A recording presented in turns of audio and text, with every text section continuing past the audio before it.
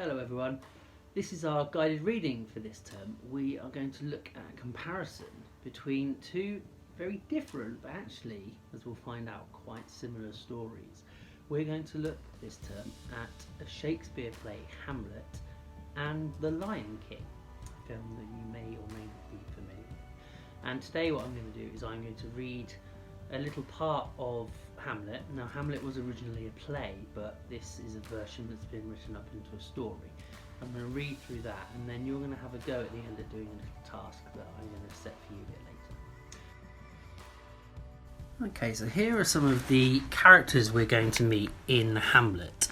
Now, the play is named after the main character, Hamlet, and he is son to the former king, the king who's dead, and also nephew to a man called Claudius, who's the current king of Denmark.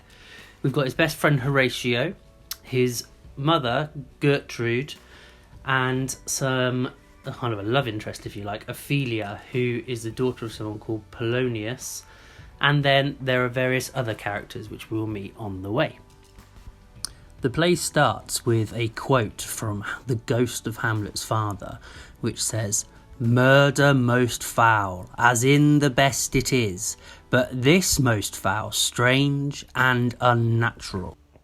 So you might want to think about what that means about the play, what might be happening. There's a really evocative word in there which talks about murder, so that must be something that's coming up in this play. And I wonder if you just pause for a moment, just think, well, what could happen? We know that Hamlet's father is a ghost. I wonder what that means for the rest of the play. Snowflakes twirled in the wind that moaned around the battlements.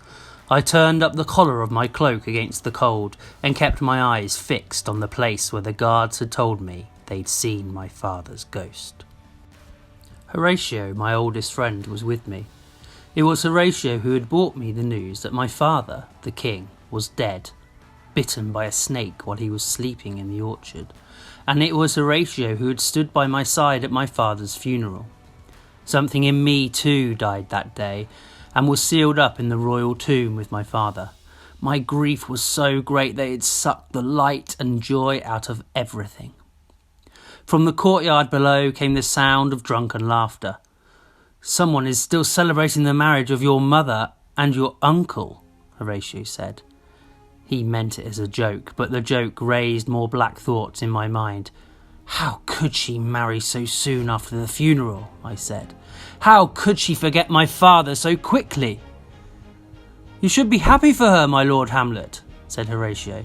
"She has found new happiness in the midst of sorrow, and your uncle, Claudius, will rule Denmark wisely until you come of age." I laughed bitterly. I had seen cunning in Claudius's face, but no wisdom. I was about to say so when midnight began to ring out from the turret above our heads. As the last stroke throbbed through the air, the darkness and the falling snow shaped themselves into the spirit of my father beckoning to me. Horatio gasped out a warning, but I paid no attention. I ran through the dancing flakes, my heart beating so fast that I thought it would burst. The ghost was dressed in armour, a circlet of gold gleaming against the black iron of its helm. Its face was my father's face, but twisted in agony, its eyes burning like cold blue flames. Its voice was a groan of despair that sent shudders down my backbone. So Hamlet's father has come back as a ghost with a message for Hamlet. I wonder if you can have a think about what that message might be. Now, bear in mind that Hamlet's uncle, who's his father's brother, has taken over as king. So I wonder if that has something to do with his death. Let's see. "Hamlet, my son, my spirit cannot find rest until my murder has been avenged." "Murder?" I cried. "The serpent who stung me in the orchard was my brother, Claudius," said the ghost. "As I lay asleep, it was he who crept to my side and poured poison in my ear. Claudius took my life, my throne, and now my wife. Avenge me, Hamlet!" Before I could say more, the ghost faded into snowy blackness, and the echoes of its voice became the whistling of the wind. My mind reeled. Had I really spoken to the ghost of my father? Or was it a devil from hell sent to trick me into doing evil? I'd suspected that Claudius might have something to do with my father's death, but could I trust the word of a vision from beyond the grave? How could I be sure of the truth? How could I, the Prince of Denmark, not yet 20 years old, avenge the death of a king? So the word avenge has come up quite a lot in that section, and I wonder if you can think of a word it's similar to. Did any of you come up with revenge? That's exactly what Hamlet's father, as a ghost, is trying to get him to do. He wants him to get revenge for his death. He wants him to get revenge against Claudius. I turned and stumbled back to Horatio. His face was grey and he quivered with fear. "Such sights are enough to drive a man mad," he whispered. I laughed then, long and hard, because Horatio had unwittingly provided me with an answer. Who could have more freedom than a mad prince? If I pretended to be mad, I could say whatever I wished and search for the truth without arousing Claudius's suspicion. And so my plan took shape. I wore nothing but black. I wandered through the castle, weeping and sighing, seeking out shadowy places to brood. If anyone spoke to me, I answered with the first wild nonsense that came into my head, and all the time I watched Claudius, looking for the slightest sign of guilt. I cut myself off from friends, except Horatio. I told him everything, for I knew he was the only one I could trust. A rumour began to spread through the castle that grief had turned my wits, had driven me mad. So far, my plan was a success, but it is one thing to invent a plan and another thing to carry it through. The strain of pretending, of cutting myself off from kindness and good company was almost too great to bear. There were times when I thought I truly had gone mad, when I felt I could no longer carry the burden of what the ghost had told me.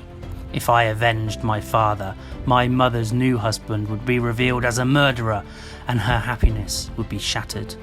If I did not, my father's soul was doomed to eternal torment. Worst of all, I was tortured by doubt. What if Claudius were innocent? What if I had been deceived by an evil spirit? Questions went spinning through my mind like the stars spinning around the earth. Then, one day, on a bleak afternoon alone in my room, I drew my dagger and stared at it. The blade was sharp. If I used it on myself, death would come quickly and all my doubts and worries would be over. But what then? Would I be sending my soul into an even worse torture?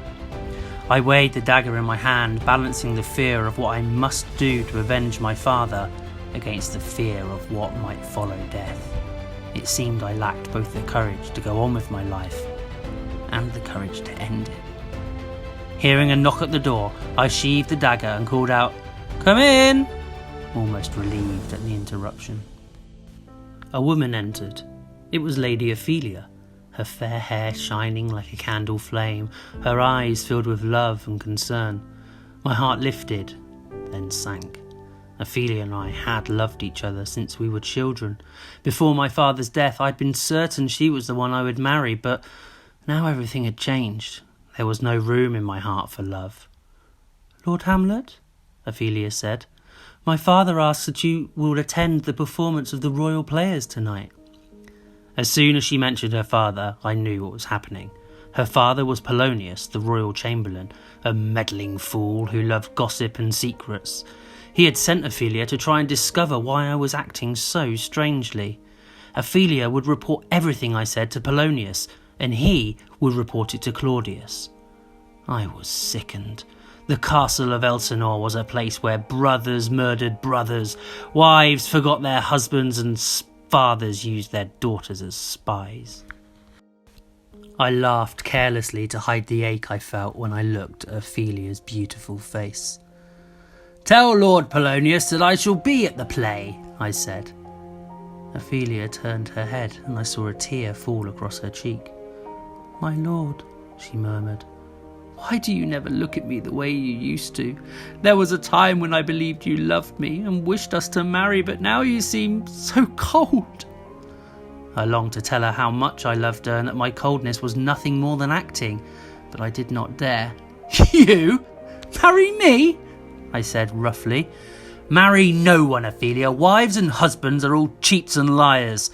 It would be better for you to join a convent and become a nun." At this, she ran from the room, her sobs echoing through the corridor, making my heart break.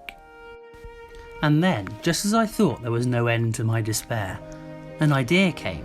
First a glimmer, then a gleam, then a burst of light brighter than the sun. I hurried from my room and went to the great hall where the actors were setting up their stage. I found their leader, a tall man with a look of my uncle about him. After chatting for a few moments, I said casually, "Do you know the play The Murder of Gonzago?" "Certainly, my lord," came the reply. I handed the man a purse filled with gold. "Act it tonight," I said, "but I want you to make some changes to the story. Listen carefully." I meant to turn the play from an entertainment into a trap to catch the king. That evening, while the audience watched the stage, I watched Claudius. At first he showed little interest in the story, preferring to whisper to my mother and kiss her fingers in a way that filled me with loathing. But gradually, the skill of the players won his attention. At the end of the first scene, exactly according to my instructions, the actor playing Duke Gonzago lay down as though asleep, and his nephew, Lucianus, played by the actor who resembled Claudius, crept up on him and poured poison into his ear. Even though the light in the hall was dim, I could see the deathly pallor of Claudius's face as he watched this scene.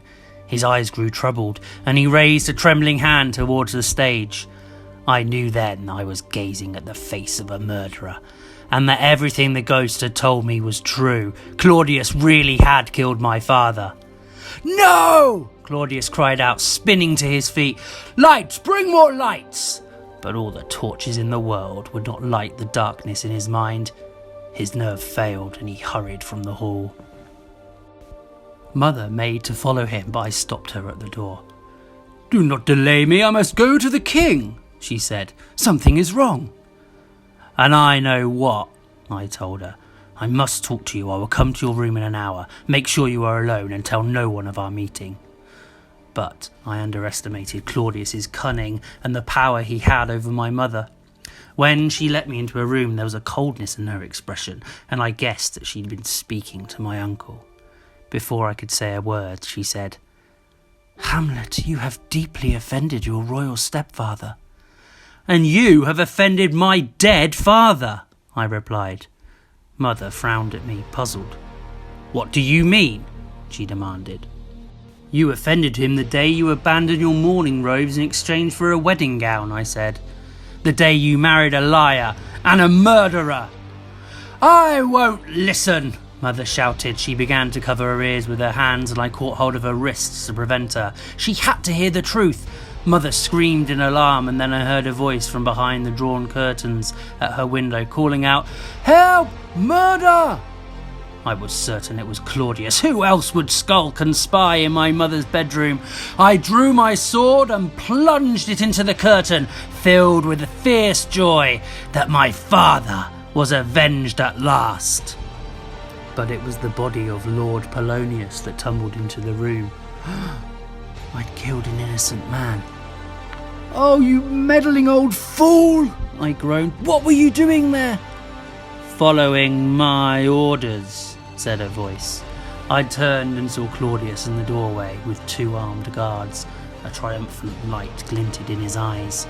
"I was afraid you might harm your mother if you were alone with her," Claudius went on. "Your madness has made you violent, Hamlet. You must leave Denmark tonight. I shall send you to friends in England who will care for you until you are back in your right mind. Guards, take the prince away."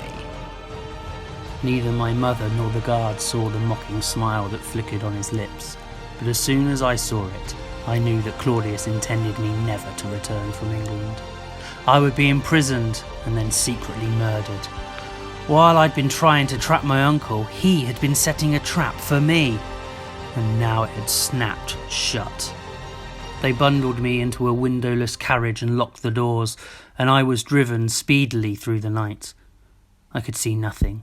I could hear only the rattling of the wheels and the cracking of the driver's whip, keeping the horses at full gallop. After several hours, the carriage arrived at a port, and I was placed on a ship that set sail almost as soon as I was aboard. I made no attempt to escape. It was all over. My father was unavenged. Claudius had outwitted me, and I was as good as dead. Okay, so Hamlet's got himself in quite a predicament, hasn't he? He's in quite a sticky situation. But believe it or not, this isn't the end of the story. This is the dilemma part. So if you think about our story mountain, this is the peak. This is Hamlet's dilemma. He's been sent into something called exile, which is when you're banished, when you're sent away from somewhere. And I want you to think about that when you do your task today. So what I'd like you to do is to pretend that you are Hamlet. And I want you to think about all the feelings that you'd have at the moment. So your father's been murdered. You know he's been murdered. He's been murdered by your uncle Claudius. And your mother has gone and married your uncle. And now you've wrongly murdered Polonius, a very important person in the play, and you've been sent away to live in England where you suspect you will be murdered. It's tough times for Hamlet, isn't it? So I want you to think about all those thoughts and feelings he might be having at the time. He might be very, very distressed. He might be really, really concerned about his welfare, concerned about his well-being. He might still be plotting how he could get his revenge. And once you've got all those ideas, I want to see if you can write a diary entry as Hamlet. So recapping what's happened so far in the story, so what's happened so far in the Hamlet play, and then also thinking about, well, what's going to happen next? What are you going to try and do next? So that's your basic task then, is your diary entry. But if you're thinking that you could do that quite easily and you want something to challenge you even more, see if you can write a prediction about what will happen next in the story. You might think if there's any clues to suggest how Hamlet could perhaps come back and avenge his father's death. What might happen with Ophelia, his love interest? What might Horatio do? Might he be able to help Hamlet in some way? Have a think about that and write your prediction down. If you're thinking that a diary entry might be a little bit tough, what you can do is you can write sentences about how Hamlet feels as what and why. So you could put a picture in the middle of your page of Hamlet that you can create based on what you've seen and what you've heard, and then you can write different sentences about how he feels and why around the outside. So I'm really looking forward to seeing what you come up with and reading your diary entries. So please make sure you take a photo of them and post them on Seesaw. And tomorrow what we're going to do is we're going to have a look at the start of The Lion King, and then we're going to consider, well, what's similar and what's different between these two stories, and if there's anything similar or different about the characters in there. So look forward to doing that tomorrow. Like I said, please post through on Seesaw. We'll have a really good look, and I'm really looking forward to reading your diary entries. Okay, take care, you four. Bye.